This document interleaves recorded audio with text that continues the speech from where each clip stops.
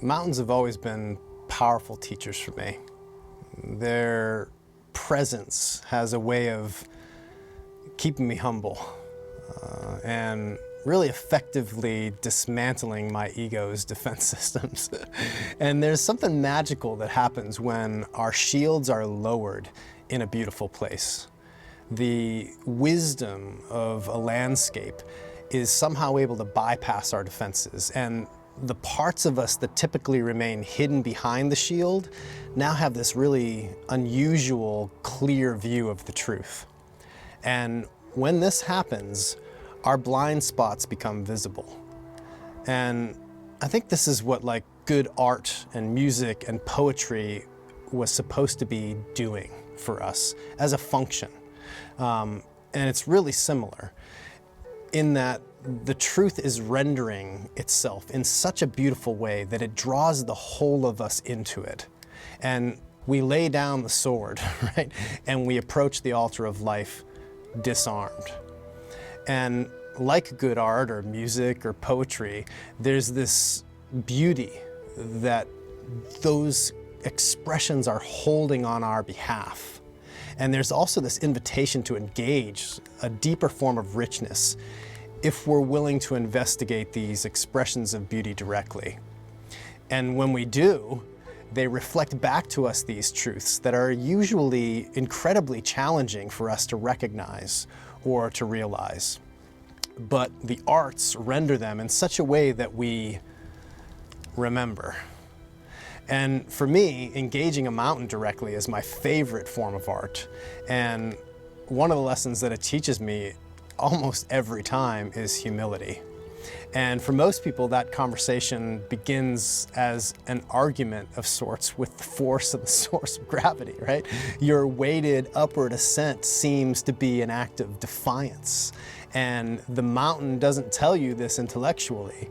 It communicates it to you through your legs and your lungs. And the whole of you is engaged directly. And steep ascents with a heavy pack can be grueling and miserable, especially at high altitudes. And if it were not for the tremendous beauty that surrounds you in those moments, there'd be little incentive to continue. And in that way, it's such a perfect microcosm of life, especially when life moves us into periods of challenge or upheaval, where a lot of demands are being placed upon us. Mountains remind us that it's important to look for the beauty around us when things get challenging and when life decides it's time to humble us. And if we can remind ourselves when life gets hard that we're actually ascending in those moments, there's a reconsecration of the challenge that can take place, a recontextualization that can shift an event from something that would normally create a version of wounding or disempowerment into something that shows us how to rise up in and gain perspective from and move more deeply into an empowered state where we can remember that we can accomplish anything we set our spirit to. And when it comes to working with perspective, especially in mountain settings, you don't have to be that far up for some amazing perspectives to be gazed upon.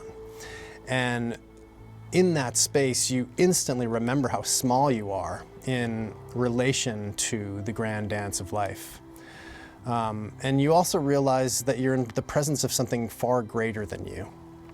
And what I love about mountains is this increases the higher you go. There's a direct correlation between altitude and the volume with which a lesson is being communicated, right? In other words, the higher up you go, the more potent the lessons become. And there's this kind of merciless beauty that lives up there in the mountains that can excavate the deepest and the most hidden parts of you and bring them to the surface. Ultimately into the larger conversation of your life. And in my next video, I'm going to be sharing one of my favorite humbling mountain moments, which for me was getting trapped inside a sleeping bag at over 15,000 feet.